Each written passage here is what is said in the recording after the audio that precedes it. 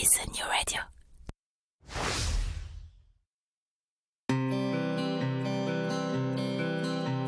Cela fait partie des choses qu'on n'explique pas. Bien que n'y ayant le plus souvent jamais mis le moindre pied, le Québec nous attire. Et peut-être que c'est votre cas. Peut-être même que, comme des milliers de Français chaque année, vous envisagez sérieusement d'aller y poser vos valises pour quelques mois, pour quelques années, pour toujours, qui sait. Mais si en avoir envie est la condition première pour réussir votre expatriation, c'est aussi, et de loin, la plus facile. Quelles études, quel travail, quelle région, quelles écoles, quelle durée, quid de la santé, quid de ma retraite, quels seront vos droits, mais aussi quels seront vos devoirs. Et au-dessus de toutes ces questions règne la question fil rouge de tout immigré au Québec. Comment obtenir le permis de séjour dont j'ai besoin? Et puis d'abord, lequel est-ce? Au fur et à mesure de votre projet, d'innombrables questions, des doutes, mais aussi des grandes joies et de belles espérances vont vous submerger. Alors, à l'image de ce que Christelle Colling et ses équipes font au quotidien au sein de l'organisme, ce podcast est justement là pour vous aider, pour vous guider, pour vous informer, parce qu'ensemble, on partage le même objectif, Objectif Québec.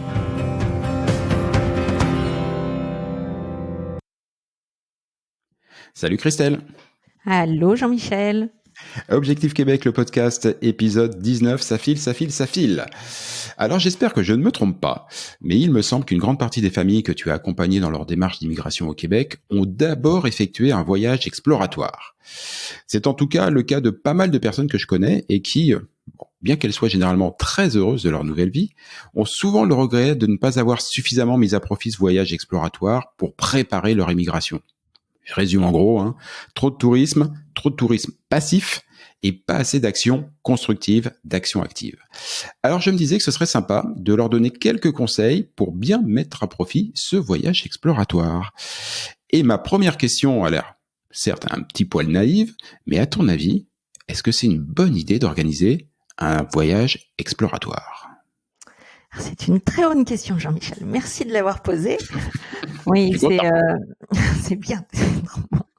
Non, mais oui, c'est une excellente question. Alors, moi, j'ai beaucoup de Français qui ne sont jamais venus au Québec quand ils nous contactent. Ah, Oui, vraiment, tu vois, c'est quelque chose aussi qui m'a marqué aussi parce qu'il y en a qui entreprennent et qui parlent de voyage et de s'expatrier. Et quand je pose la question, est-ce que vous avez déjà été au Québec? Ils me disent non.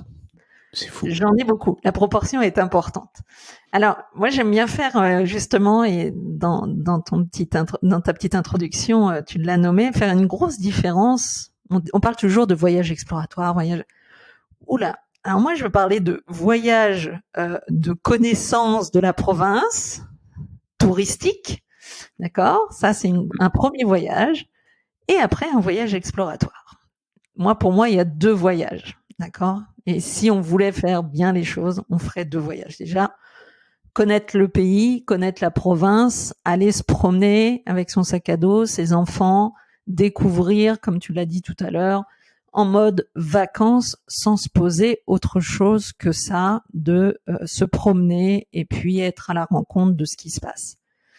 Et ça, on parle bien d'un voyage vacances, touristique. Ça, c'est pas un voyage pour moi exploratoire. Ça, c'est vraiment le voyage de la reconnaissance et de sentir les choses pour se dire oui, même si tu vas peut-être être d'accord avec moi quand même, que même si on vient pour la première fois, il y a de grandes chances que quand on remonte dans l'avion, on va se dire waouh, c'était génial. C'est très rare.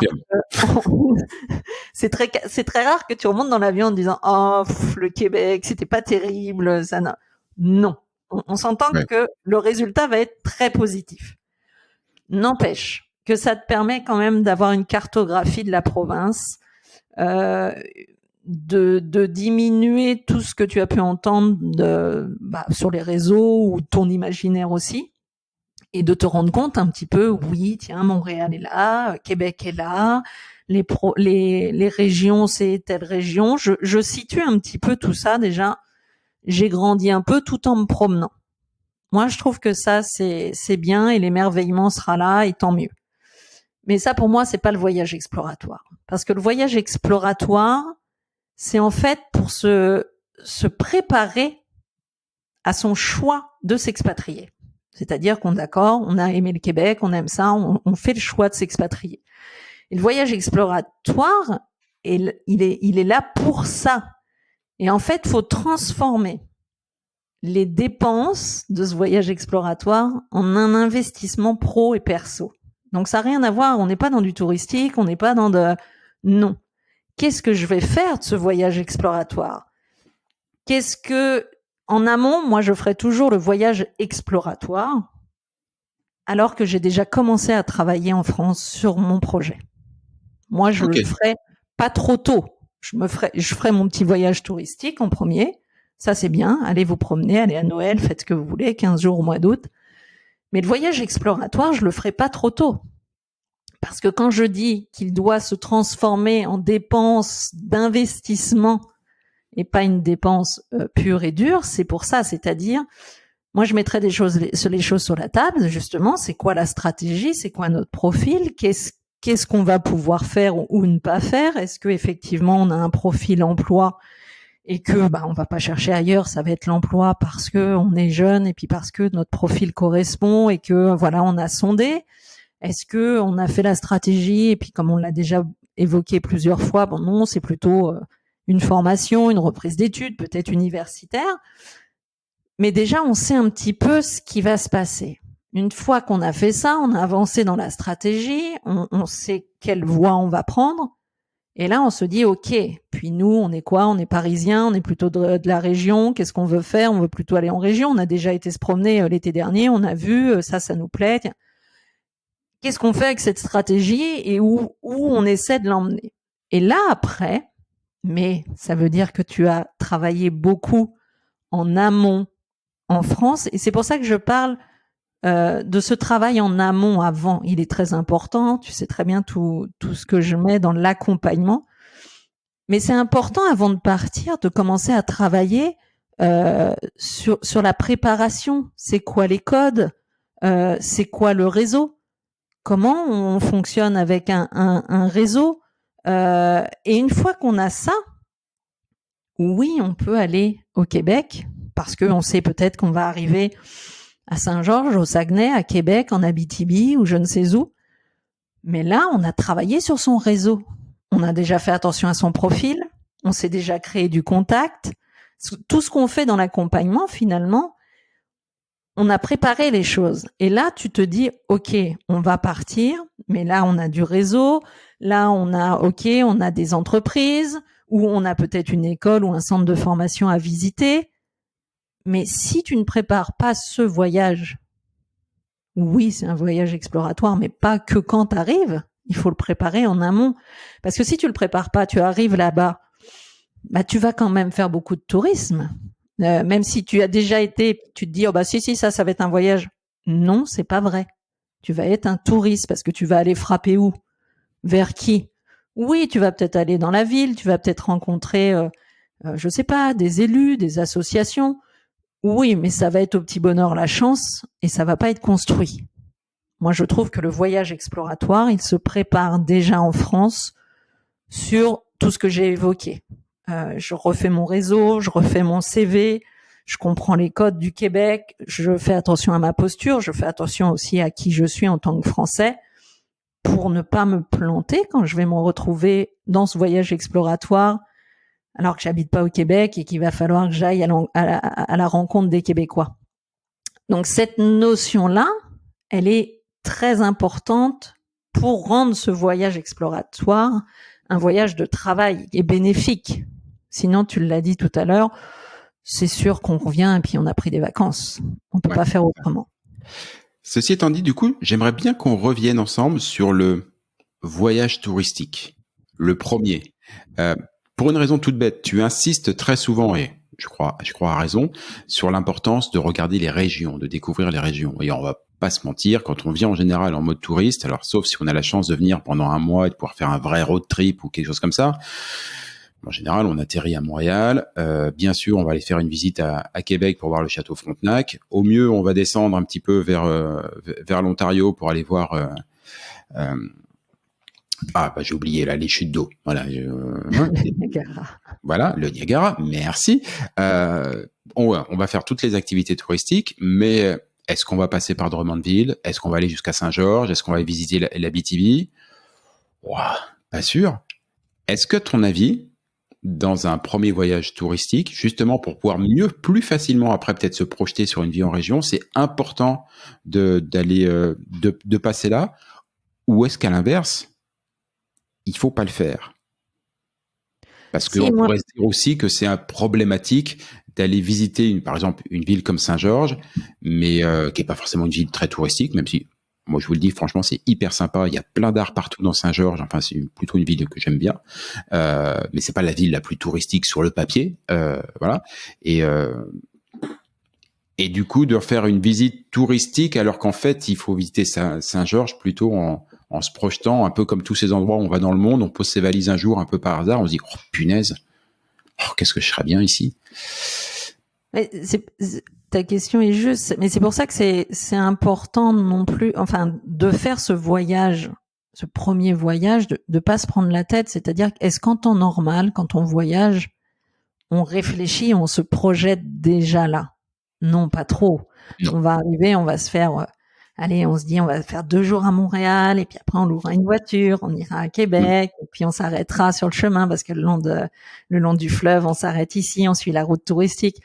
Mais moi, je trouve ça très bien de se laisser porter suivant chacun. Finalement, t'as une semaine, t'as 15 jours, t'as 3 semaines, t'as un mois. Chacun, bah oui, comme tu le disais, celui qui a un mois, il va faire un gros road trip, il va s'éclater, il va voir plein de choses. Mais en même temps, si t'as qu'une semaine, est-ce que tu peux pas prioriser déjà par rapport à tes valeurs là? Bon, t'es parisien et tu sais que tu ne vivras jamais à la campagne. Bon, bah à Montréal. Non mais Oui, bah et oui. puis à l'inverse, tu ne veux pas de grandes villes, bon bah atterris à Montréal ou à Québec, et puis tout de suite va prendre ta voiture et puis concentre-toi sur une région si tu as qu'une semaine. Pas vouloir faire ce que beaucoup de Français font, c'est-à-dire 5000 kilomètres dans la semaine parce que ah bah oui on a le Québec On a tout vu. c'est grand, on a pris la voiture, on n'a pas arrêté et tout. Oui, puis qu'est-ce que t'as vu? Rien. Bah finalement j'ai pas discuté, je me suis pas.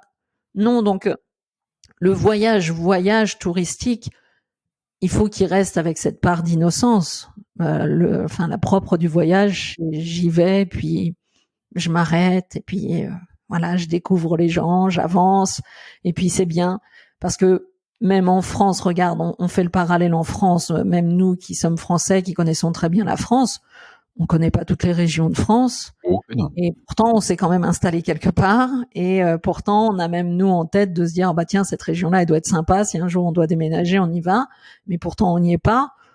Bah, faut laisser cette part-là aussi. Au Québec, ça sera la même chose parce qu'à l'inverse, quand je dis qu'après, dans ta stratégie, si par exemple, bah oui, tiens, tu as une reprise d'études ou tes enfants ou toi un centre de formation, quelque chose.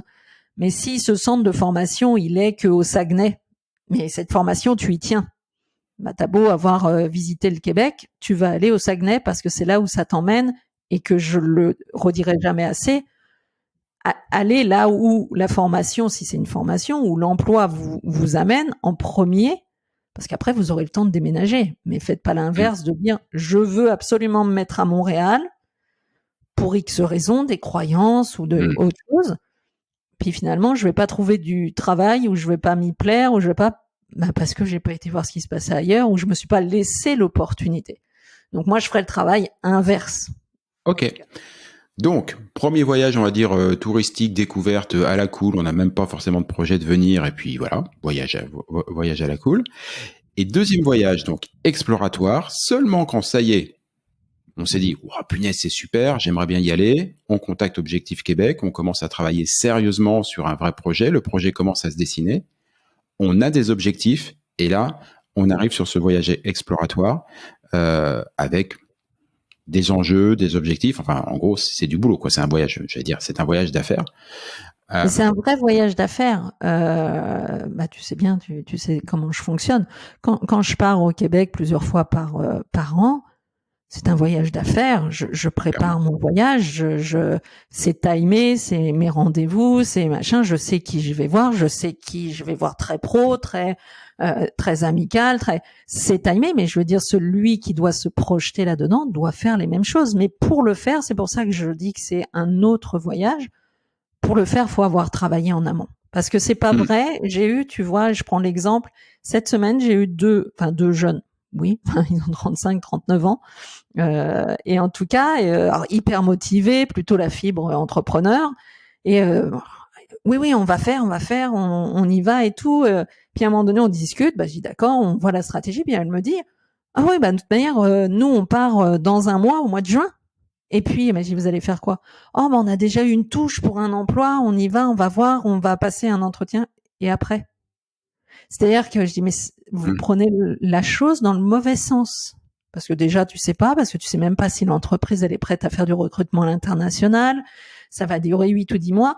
Et t'as pas les codes. En fait, c'est des personnes qui n'ont pas encore les codes. C'est bien normal qu'ils ne les aient pas. Oui. Mais ils ont pas encore les codes. C'est-à-dire, c'est quoi la posture? Je vais faire un entretien, mais est-ce que tu sais faire un entretien d'embauche? Est-ce que tu sais qu'est-ce qui se joue dans un entretien? Est-ce que tu as revu ton CV ou tu t'es juste contenté de faire un copier-coller quelque part? Est-ce que tu as compris ce que tu as fait? Est-ce que tu as compris les enjeux de l'immigration, ta stratégie? Et en fait, c'est des jeunes, alors parce qu'ils avaient beaucoup de volonté, d'envie de faire, mais qu'aller courir, comme ça, boum, on part un mois, on va dépenser un mois, on travaille pas, mais en pensant presque au rêve américain de dire on va trouver, donc c'est bon, ça s'est fait.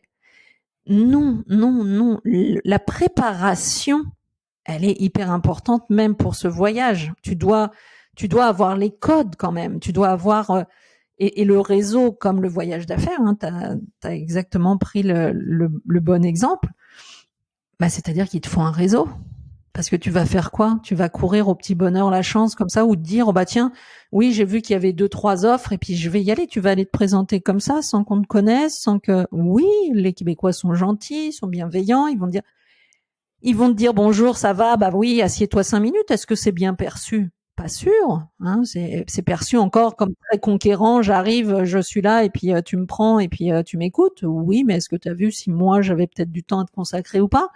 Il aurait été préférable quand même que tu me préviennes et puis qu'on se cale un vrai temps de travail. Attention, et les gens tombent souvent dans le panneau de dire oui, mais parce qu'ils sont gentils, ils sont tellement gentils, ils nous ont dit oui, oui, mais c'est pas comme ça qu'on travaille. C'est-à-dire, est-ce qu'on veut faire les choses tout de suite très bien et essayer de perdre le moins de temps possible en étant efficace et en travaillant fort, ou est-ce qu'on se dit que que c'est très français, hein, est-ce qu'on est très fort et puis que je vois pas pourquoi moi j'irais pas au Québec et puis trouver du travail ou aller faire. Mais non, c'est pas construit. Tu sais, on l'a dit plein de fois dans les podcasts. Le réseau est primordial, hein, et c'est pas parce que tu as rencontré des directeurs, des choses comme ça, que ça va aller plus vite. Et inversement, des rencontres des fois qui sont un petit peu plus anodines peuvent faire la différence. Et tu vas pas les avoir vues parce que t'as pas les codes.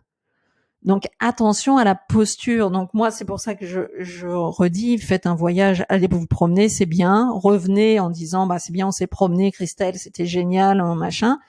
Maintenant, on voudrait travailler, et puis dans le travail, on mettra un voyage là au bout de 3-4 mois. Avant, on va travailler fort. Il faut être engagé.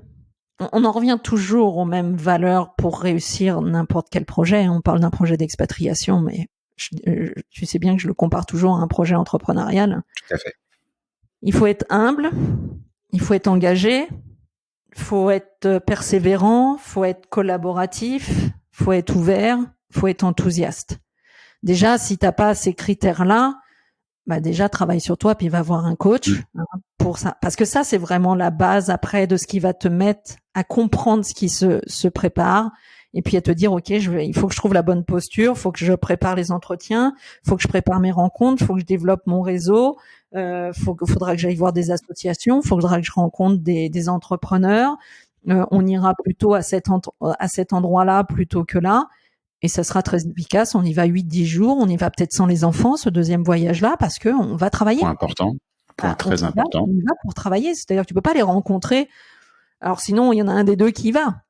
Mais c'est pas vrai que tu peux aller voir et tu peux être efficace et tu peux montrer tout ce qu'il te faut. On emmène rarement ses enfants en voyage d'affaires. Jamais.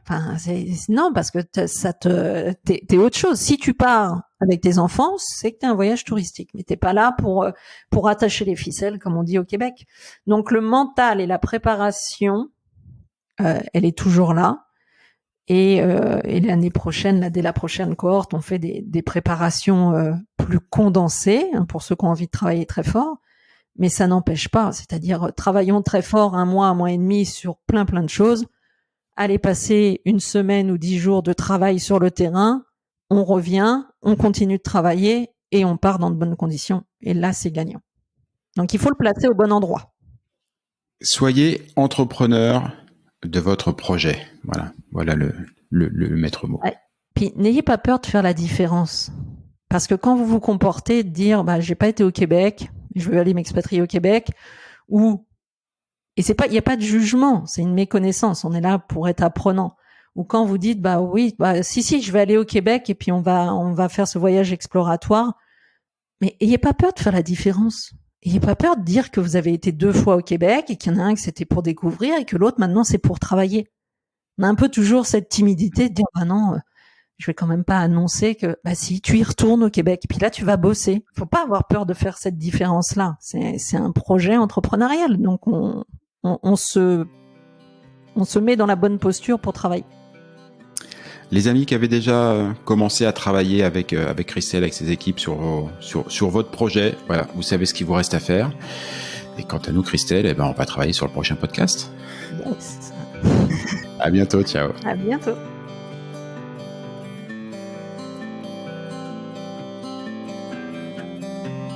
Objectif Québec, le podcast, c'est fini pour aujourd'hui. Si vous y avez appris des choses, si vous avez toujours envie d'immigrer au Québec, et si vous êtes vraiment motivé, je ne saurais trop vous conseiller de prendre contact avec Objectif Québec. Avec leurs événements, leurs documents, leurs partenaires, Christelle et ses équipes vous faciliteront grandement la vie et, cerise sur la poutine, leur accompagnement est entièrement gratuit. Rendez-vous pour cela sur le site de objectifquebec.ca, objectif au singulier, Québec, tout ça en un seul mot.ca. Et sinon, pour en savoir plus et être certain de ne manquer aucun épisode, abonnez-vous à ce podcast, partagez-le entre amis et donnez-lui une bonne note, ça fait plaisir à Apple et Google. Et puis nous, on va vous dire, on n'est pas fâchés. Rendez-vous sur un prochain épisode et d'ici là, comme on dit au Québec, à tantôt!